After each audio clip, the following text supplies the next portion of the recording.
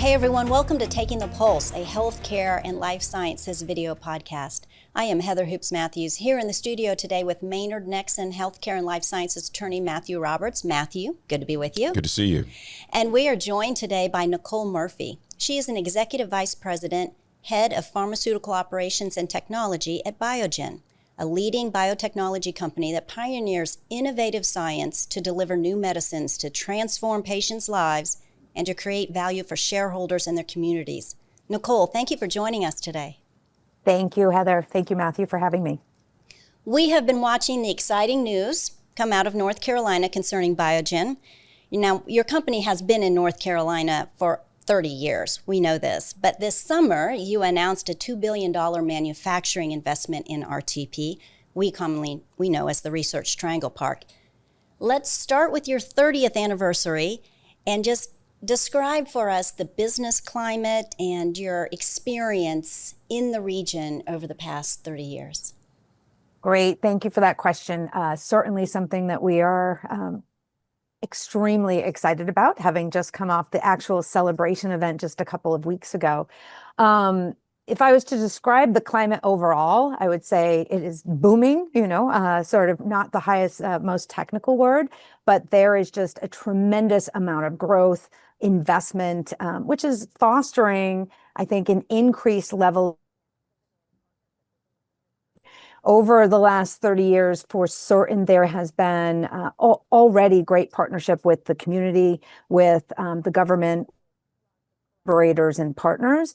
But now that the ecosystem around healthcare specifically has been growing so significantly, I think that now level of industry partnership is something that we'll also see growing as we think ahead. But yes, the 30th anniversary for us was certainly an exciting and really monumental moment to, quite frankly, reflect back on where we had been as a company. Of course, I personally wasn't there for the pivotal decisions that were made 3 decades ago. But what has been really excellent about this moment in time, thinking about previous investment and what we'll be doing going forward, was really reminiscing on why we chose the park to begin with, hearing from some of the profound leaders in industry that made some bold decisions 30 years ago, which then sparked what we have today, which is, again, a thriving ecosystem, importantly, with a talent base, and especially in our industry sector, so critical that we have the scientific, engineering, technical, craft expertise. So it's a great time. It's been a great opportunity to really reground and put our flag further in the ground in terms of what we want to accomplish in the triangle. Nicole, thanks again for coming on. So $10 billion over 30 years, another $2 billion. So Biogen could go wherever it wanted to put in a facility. Can you talk a little bit about one of the things that attracted Biogen originally to the triangle and then keeps you coming back, so to speak? Because this is one of the companies that everybody that has a life sciences hub would like to have. And so tell us a little bit about the specific things that the triangle brought to Biogen to make this decision. Yeah, no, thank you.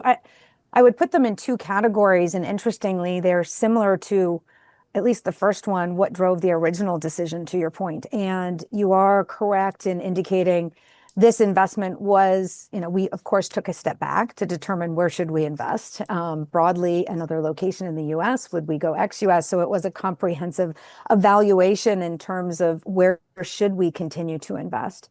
And I think what we've really recognized in the park is the level of infrastructure, the investment that the local government and community really works to partner with industry to enable, whether it's ensuring we get the permits when we need them, to build the things we need to build to advance our pipeline and ultimately serve patients, which is the real goal that we're after at the end of the day.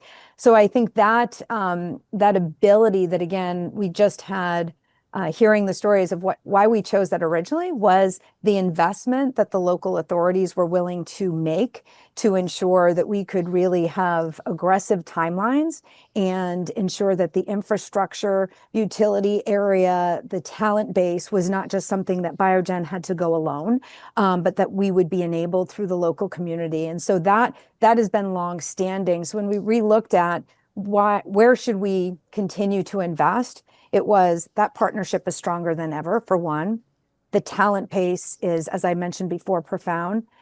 But importantly, we've got a current ecosystem there of talent with our Biogen employees that have delivered time after time, again and again. And so I think that richness of culture that we have broadly across Biogen, but certainly in the park, was really important because we want to be able to show our staff as well that we're investing in their future, investing in the future for the company, but importantly, what that means for them. $2 billion, I read where it's going to focus on expanding your late-stage clinical pipeline. What is prompting a need to invest in that?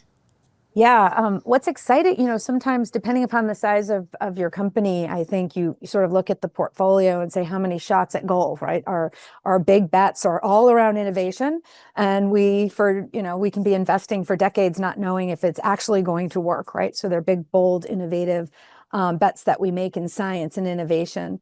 And so right now we actually have 10 programs that are either in phase 3 or phase 3 ready, so are quickly to move into phase 3 clinical trials. Of course, that then being we're in late stage clinical trials.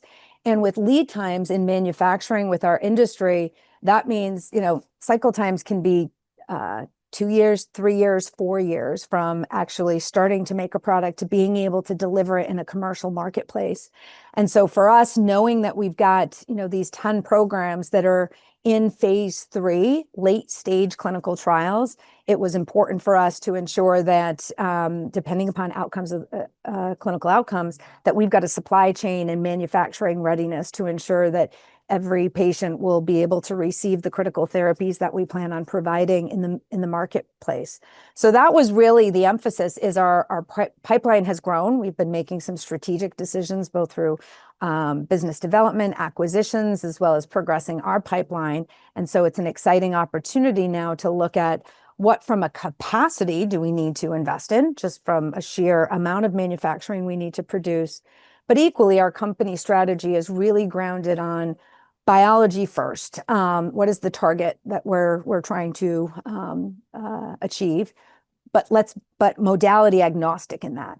And so not only do we have an expansive late stage portfolio, we also have it across multiple modalities. And so what that means is a different modality, you can't make it in, you need different factories in order to make the different modalities. So our investment is across our antisense oligonucleotide portfolio, our biologics portfolio, our small molecule portfolio.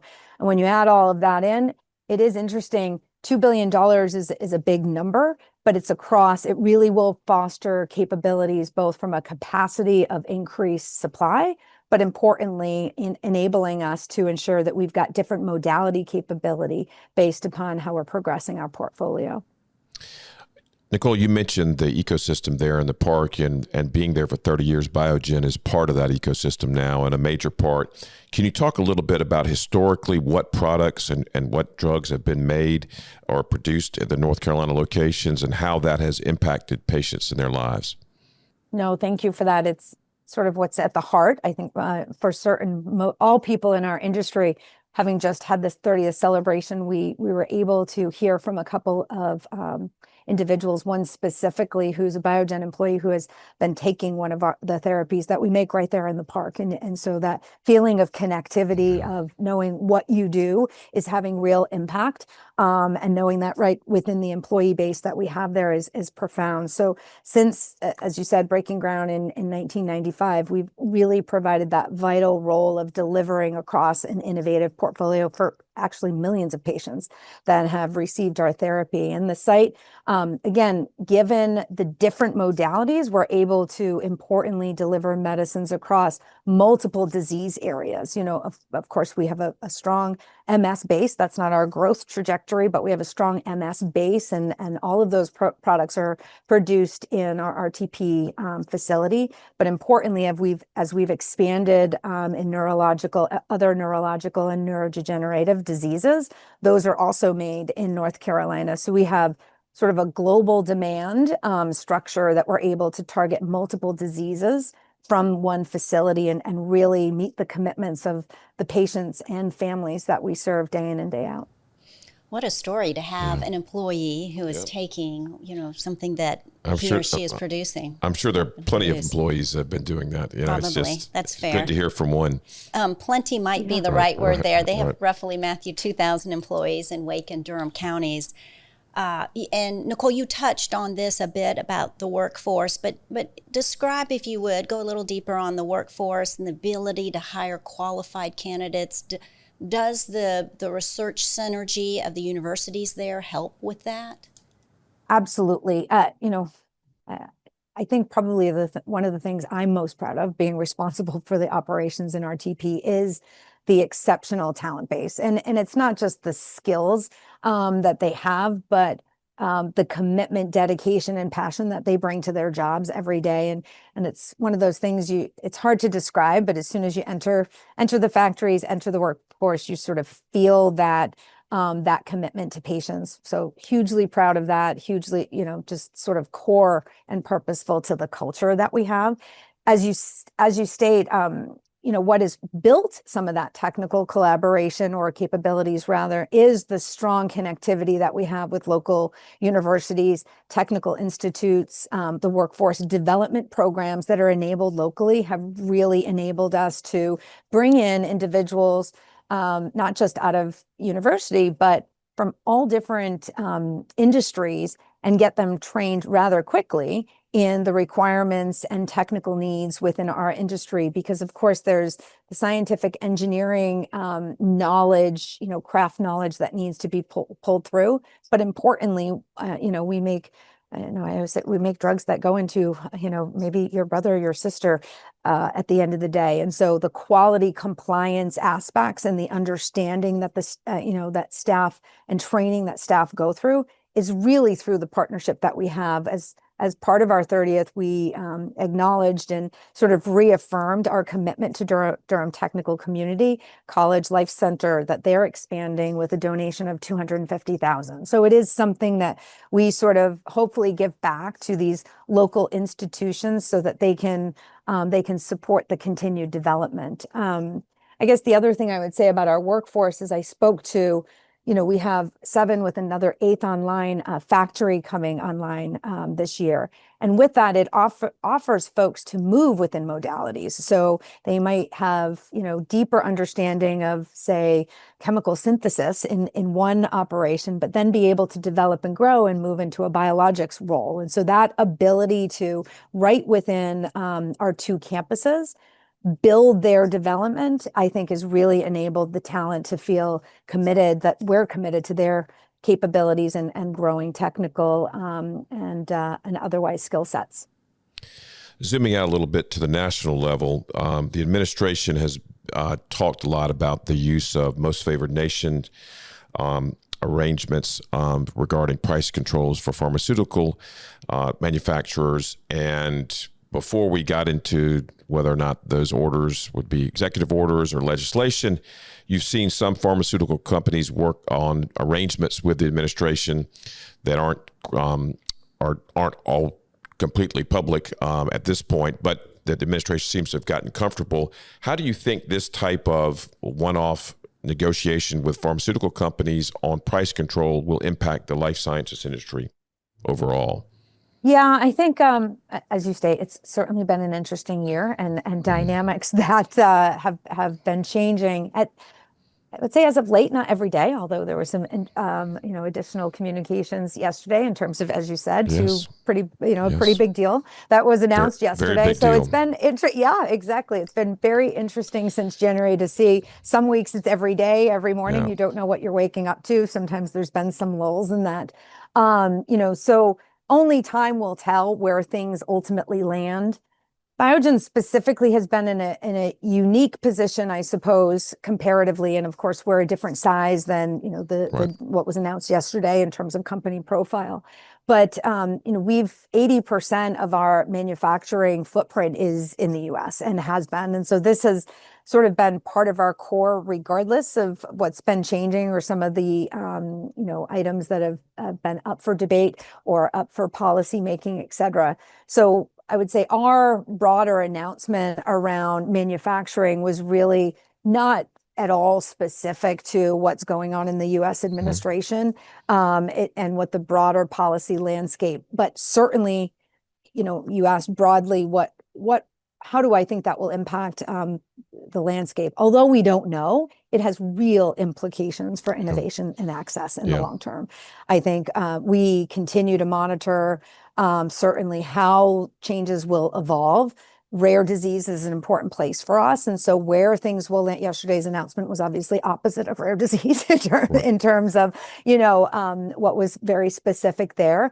But efforts to improve affordability are, certainly, the essence of that is essential, right? To really maintaining the ability to continue to invest in groundbreaking research, right? I mentioned earlier, this is decades of work with huge scientific risk, and sustaining that level of investment and innovation in U.S. we really think is, a critical part of what Biogen is built on, what our industry is built on. So we'll watch it. Our investment in North Carolina is probably more detailed and focused for different reasons than that. But as a company, could have huge implications. And I do hope and appreciate that, where we land will be that we continue to know how critical innovation is to the marketplace broadly.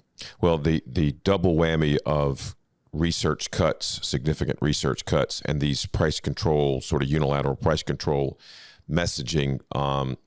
Hopefully there can be additional dialogue in 2026 about that, because I agree the impact of those, I am fairly certain people don't appreciate how that could have an impact in a negative way on the industry. So, yeah. Well, we're going to end with a whopper of a question. AI, we talk about it all the time. I am just fascinated by how different companies are deploying it in different ways that really speed up efficiency. If you could, Nicole, tell us how you're using AI, I assume you are, and how you think it'll impact the future of your growth. No, you're right.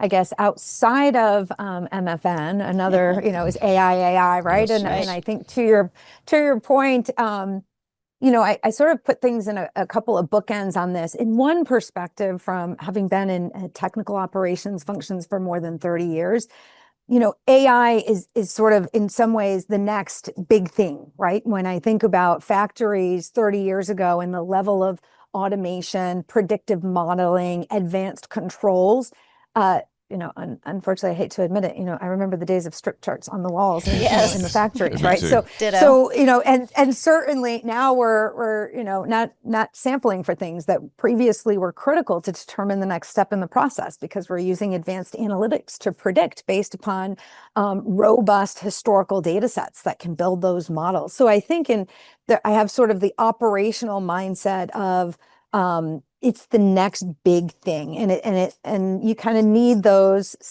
sort of steady incremental changes over time. And then I think this one will now be transformative as it relates to just much bigger data and smarter data that's being learned from, versus just, okay, it fits within these two lines, and so we're predicting it. So that space, I think, is really a natural progression. And so as we think about things in factories, like investigations, like change controls, like, what kind of runs the core day-to-day operations, it's going to unlock an ability around speed, acceleration of supply, shorter cycle times, really an advancement in overall productivity as we think about operations.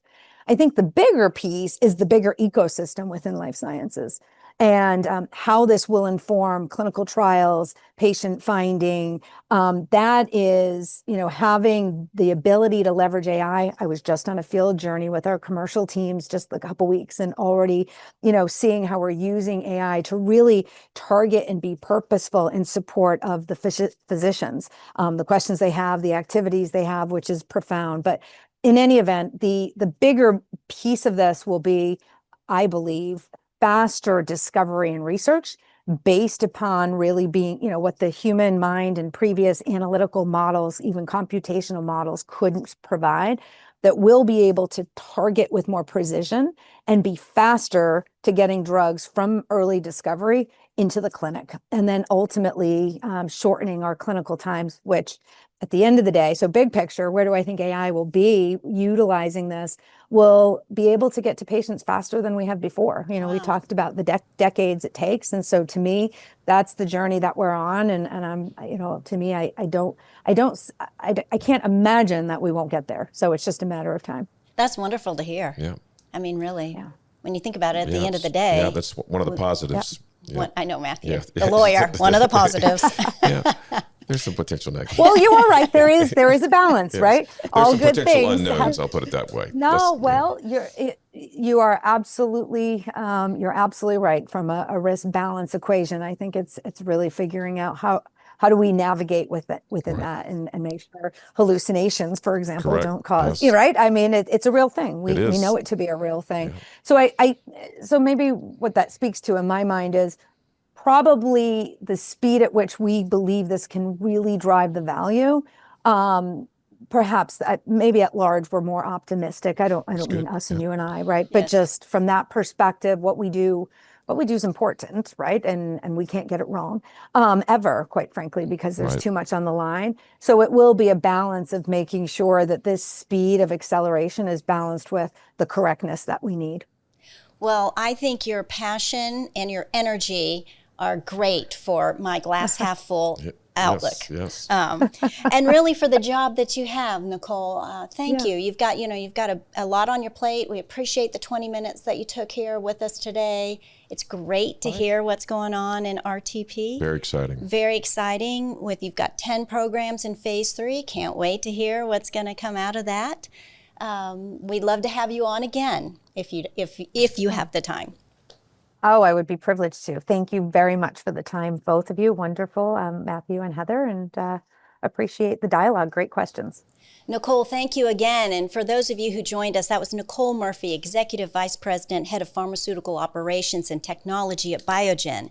We hope you enjoyed this conversation about the exciting expansion taking place in RTP in North Carolina. We'll look forward to seeing you next time right here on Taking the Pulse, a healthcare and life sciences video podcast.